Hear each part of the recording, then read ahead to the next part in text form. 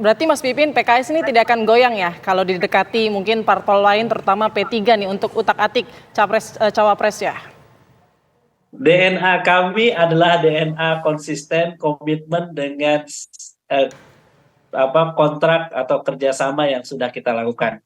Dari dulu sampai sekarang itulah DNA PKS. Ketika kami janji dulu oposisi sampai saat ini 10 tahun kami oposisi di luar pemerintahan. Ya, ketika kami sudah tanda tangan musyawarah Majelis Syuro memutuskan bahwa Pak Anies Baswedan sebagai calon presiden, kami akan konsisten. Selama Mas Anies Baswedan berlayar akan menjadi calon presiden, kita akan putuskan insya Allah calon presiden kita adalah Mas Anies Baswedan. Oke, saya ke Pak Syarif Hasan. Pak Syarif Hasan, kalau misalkan akhirnya diputuskan gitu bahwa cawapresnya ada satu nama yang nama itu bukan AHY, artinya langkah dari Demokrat ini akan seperti apa?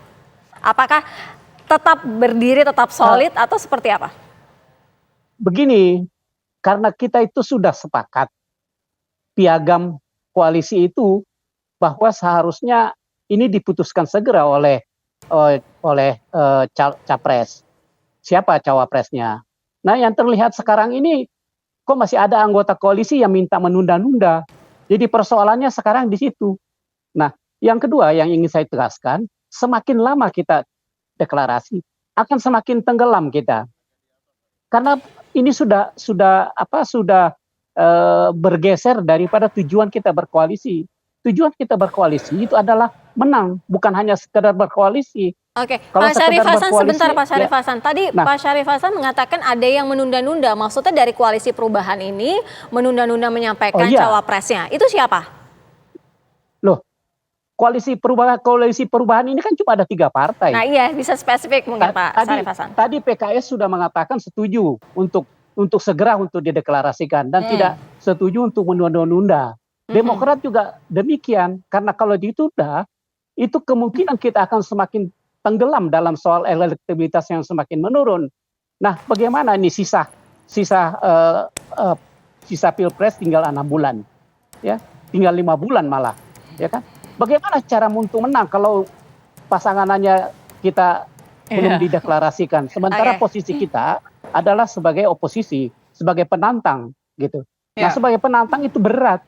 Gitu. Sekarang ini elektabilitas Anies sudah turun. Begitupun juga dengan kami. Nah, ini akibat daripada penundaan cawapres. Nah, saya minta agar harus segeralah melakukan deklarasi. Saya minta juga capresnya harus tegas, gitu. Jangan sampai kita berikan surat kuasa, tetapi surat kuasanya tidak dipergunakan. Ya, Pak di sisi Syarif, lain yang memberikan tadi sudah mengatakan mendesak juga. Kemudian Mas Pipin juga mengatakan mendesak juga untuk pengumuman. Berarti ini sudah jelas ya, mungkin Nasdem ya. Sudah pasti Nasdem ini yang kemudian memang mengulur-ngulur waktu untuk last minute. Tapi Pak Syarif sendiri tahu tidak apa sebenarnya alasan Nasdem menunda-nunda pengumuman ini? Tadi saya katakan kami lagi sedang mengkonformasi, sedang mencari berita, mudah-mudahan ada klarifikasi apakah ini teman koalisi kita ini tersandera oleh isyarat yang mengatakan silahkan Anies maju jadi capres asalkan jangan berpasangan dengan AHY. Gitu. Ini apakah faktornya penyebabnya ini? Itu kami juga sedang menduga-duga. Sampai sekarang kami Partai Demokrat tidak tahu alasan yang substansi mengapa ditunda-tunda. Sementara kita elektabilitas semakin menurun, elektabilitas Anies semakin menurun. Ini agak sulit untuk menjadi, katanya mau menang pilpres. Lah kalau begini caranya nggak mungkin kita bisa memenangkan pertandingan, gitu. Jadi cukup jelas saya pikir bagi Demokrat. Jadi permasalahan utama bagi kami adalah siapa cawapresnya, deklarasikan segera supaya semua kader bisa bergerak dan masyarakat itu bisa tenang. Karena masyarakat itu sangat mendambakan pasangan ini sebenarnya. Jadi kalau semakin ditunda mereka akan lari ke capres yang lain. Mereka mengatakan waduh tidak ada ketegasan dari pihak koalisi. Padahal di sisi lain Demokrat dan PKS sudah mendesak supaya deklarasi segera dilakukan. Nah, ini kan tentu merugikan koalisi secara substansi gitu. Ya, harapan kita ya itu. Ya. Kita ke Mas Toto. Mas Toto, kalau Mas Toto sendiri melihat ini kan semakin panas lah ya utak-atik capres-cawapres nama-namanya gitu dari partai-partai koalisi tertentu juga menyodorkan nama paling tidak. Nah, mengenai pengumuman cawapres ini juga menjadi penting bagi Demokrat. Last minute itu tidak mampu bagus untuk elektabilitas. Nah, artinya kalau Mas Toto sendiri melihat perdebatan cawapres ini akan berpengaruh tidak dengan kekokohan koalisi ini? Atau jangan-jangan pada saat inilah ada momentum koalisi ini bisa digoyang dengan partai-partai politik lainnya, terutama mengenai cawapres? Iya, bagaimana melihat pentingnya variabel cawapres buat partai-partai ini, ya tadi saya bilang, berbeda-beda bobotnya. PKS menurut saya adalah partai yang paling akan bisa menerima skenario apapun dan siapapun yang menjadi cawapres. Kenapa? Kepentingannya tadi. PKS ini partai yang paling bisa independen ya, tanpa berharap dari kotel efek atau efek ekor jas untuk bertahan suaranya di pileg dalam pemilu serentak. Karena mereka bukan partai yang kekuatannya ada di tokoh, tapi banyak tokoh dan ideologi. Dan berbeda dengan apa yang terjadi di Demokrat. Partai ini menjadi besar karena Pak SBY kalau kita ingat dengan 7,45% kekuatan.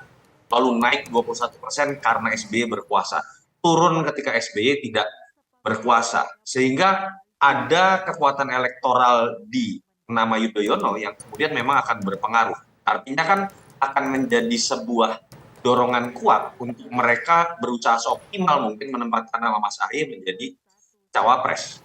Sementara Nasdem kalau kita lihat karakternya cenderung bukan partai yang akan memaksakan ketumnya karena memang tidak punya ambisi, Bang Surya, tapi kita tahu sangat punya peranan besar untuk ikut dalam kekuasaan. Kalau kita lihat bagaimana agresivitas Nasdem mendorong nama Jokowi 2014 bahkan lebih dulu dibanding PDI Perjuangan. Itu yang saya lihat juga dengan cara Nasdem mendorong Anies misalnya kemarin. Dan dalam konteks ingin ikut dalam kekuasaan, mereka pasti berpikir mengenai bagaimana menentukan nama cawapres yang paling memang mungkin untuk pemenangan pertarungan. Dan sudah terbaca dari statement teman-teman Nasdem, analisis mereka bukan Mas Ahy yang dianggap bisa menjadi variabel komplementer, tapi orang yang bisa menutupi kelemahan Mas Anies di Jateng atau di Jatim atau basis NU.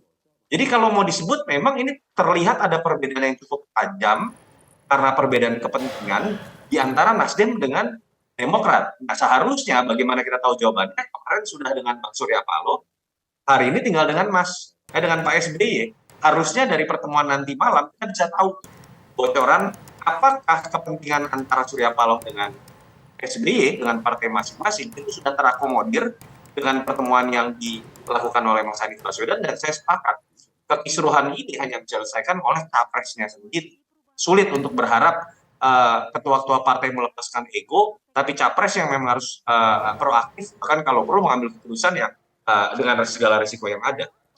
Baik, baik. Terima kasih banyak Mas Toto atas waktunya. Terima kasih juga untuk Mas Pipin dan Pak Syarif. Kita nantikan ya seperti apa hasil dari pertemuan dari Anies dan juga SBY.